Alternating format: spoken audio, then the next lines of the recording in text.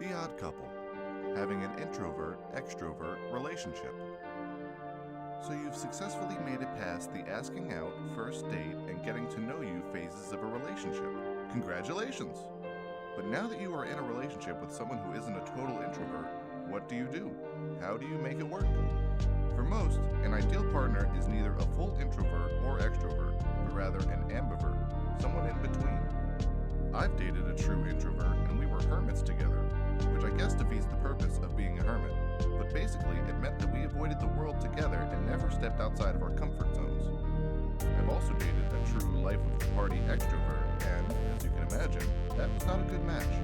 I was continuously uncomfortable and frankly felt like a burden to him. I'm thankfully married now, and it's going strong.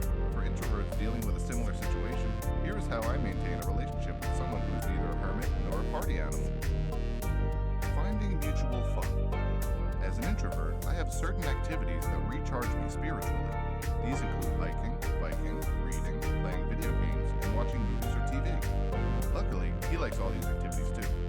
Mutual interests are important in any relationship, but for an introvert, I think it is particularly important that your partner likes doing some of the things that recharge you. This way, you can share those moments when you want to. Finding individual fun.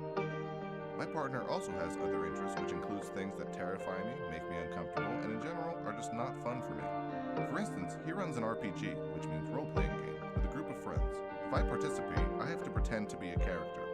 I have to think of things my character would and should do on the fly that will benefit the rest of the group. I suck at it, and I spend the whole time as a huge stress ball, afraid of saying something stupid and disappointing the rest of the group. Having come to the realization that this is zero fun for me, we decided that he would do this on his own. So, my second recommendation is to each have your own interests, hobbies, and activities and to give each other space to do them. He now goes to his RPG group, and I have a day to myself. Being honest. It took a while to get comfortable enough to do this, but I finally talked to my partner about being an introvert. I shared with him things that can be hard for me and what it does to me to be placed in loud, outgoing, extrovert situations. For some things that have no impact on our lives, we mutually decided to avoid them. For example, we do not engage with people at those kiosks in the middle of the mall. We skirt around them and go about our business because they freak me out. For other things that are not reasonable to avoid, we developed a signal system. I don't want to avoid hanging out with friends or go to events with crowds, but we developed signals that would allow me to subtly tell him that I need a break. That might mean that I go outside for a little bit or find a quiet spot, or it might mean that I need to leave while he can stay. We've worked it all out in advance so that I'm not having a meltdown internally with no way to get out. Comfortable silence. A good partner for an introvert will be able to experience comfortable silence. This is the ability to be together without a need to fill every moment with activity and words. It can take time for a relationship to get to this point, but it is rewarding to be able to enjoy each other's company while also being in your own thoughts. Personal space.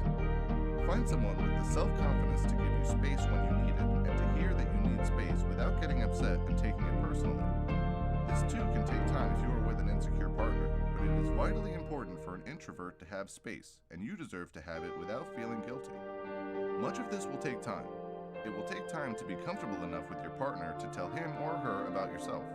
It will take time to develop the joy of sitting in silence together, and the ability to honestly tell each other when you need space.